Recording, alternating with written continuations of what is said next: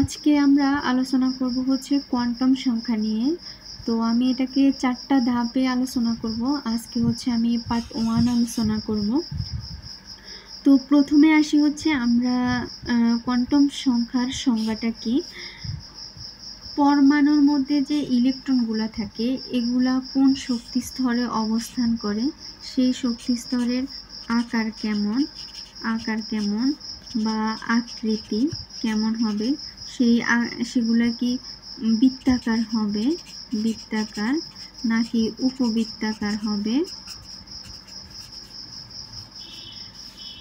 শক্তি স্তরের ত্রিমাত্রিক দিক বিন্যাসটা কেমন হবে, ত্রিমাত্রিক দিক বিন্যাস,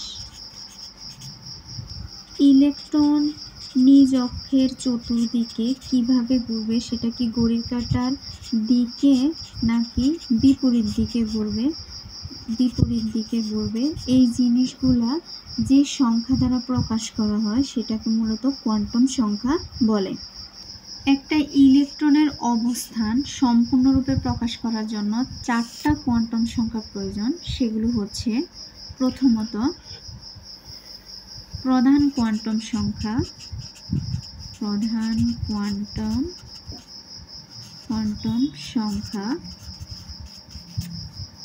দ্বিতীয়ত হচ্ছে সহকারী কোয়ান্টাম সংখ্যা, তৃতীয়ত হচ্ছে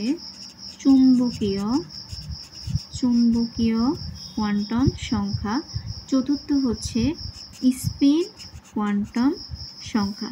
অর্থাৎ এই 4টা কোয়ান্টাম সংখ্যা দ্বারা আমরা একটা পরমাণুর ইলেকট্রনের অবস্থান সম্পূর্ণরূপে প্রকাশ করতে পারব। এখন আসি আমরা প্রধান কোয়ান্টাম সংখ্যা কি সেটা সম্পর্কে জানব। বোরের মতবাদ অনুসারে নিউক্লিয়াসের চারদিকে নির্দিষ্ট বৃত্তাকার শক্তিস্তর বা অরবিট রয়েছে যেগুলোতে ইলেকট্রন অবস্থান করে। যে বৃত্তাকার শক্তিস্তর বা অরবিটের মধ্যে ইলেকট্রনগুলো অবস্থান করে তাকে মূলত প্রধান কোয়ান্টাম সংখ্যা বলা হয়। এখন এই প্রধান কোয়ান্টাম সংখ্যাকে প্রকাশ করা হয় স্মল n দ্বারা। n এর মান হচ্ছে 1, 2, 3, 4, 5... অর্থাৎ n এর মান হবে একটি ধনাত্মক পূর্ণ সংখ্যা। এটা কখনো ঋণাত্মক বা ভগ্নাংশ সংখ্যা হবে না। এই প্রধান কোয়ান্টাম সংখ্যা দ্বারা ইলেকট্রনের শক্তি স্তরের আকার তারপরে শক্তি সম্পর্কে ধারণা পাওয়া যায়। প্রধান শক্তি স্তরগুলোকে যথাক্রমে K, L, M, N, O, P এগুলা দ্বারা প্রকাশ করা হয়। K এর ক্ষেত্রে N = 1 হয়ে থাকে, L এর ক্ষেত্রে N = 2, M এর ক্ষেত্রে N = 3, N এর ক্ষেত্রে N = 4, O এর ক্ষেত্রে N = 5, P এর ক্ষেত্রে N = 6। অর্থাৎ K স্তরের জন্য N এর মান হচ্ছে, প্রধান শক্তি স্তরে N এর মান হচ্ছে 1, L স্তরের জন্য N এর মান হচ্ছে 2, আর M স্তরের জন্য N এর মান হচ্ছে 3। অনুরূপভাবে অন্যগুলো। প্রতিটি প্রধান শক্তি স্তরে ইলেকট্রন ধারণ ক্ষমতা হচ্ছে 2n² সংখ্যক। অর্থাৎ একটা শক্তি স্তরের মধ্যে সর্বোচ্চ 2n² সংখ্যক ইলেকট্রন থাকতে পারবে। এখন n যদি 1 হয়ে থাকে তাহলে সেক্ষেত্রে 2n² এর মান হবে 2 × n এর মান 1। তো এখানে ফলাফল আসতেছে হচ্ছে 2 × 1 2।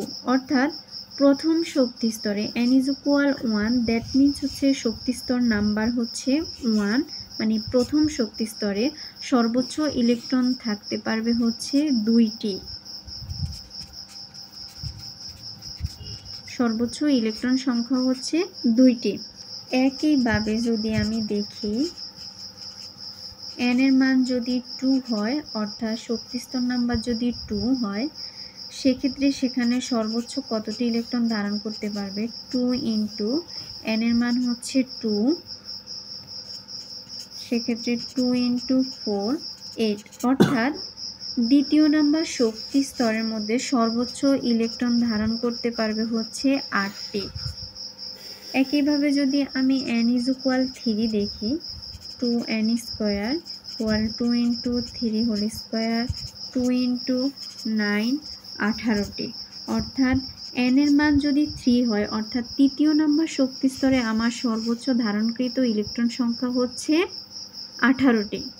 উল্লেখযোগ্য যে প্রধান কোয়ান্টাম সংখ্যা n এর মান যদি 4 থেকে বেশিও হয়, সেক্ষেত্রে সর্বোচ্চ ইলেকট্রন সংখ্যা 32-এর বেশি কখনো হতে পারবে না। ধন্যবাদ। আজকে এ পর্যন্তই। আমি পরবর্তী পাঠগুলোতে অন্য ভিডিওতে আলোচনা করব।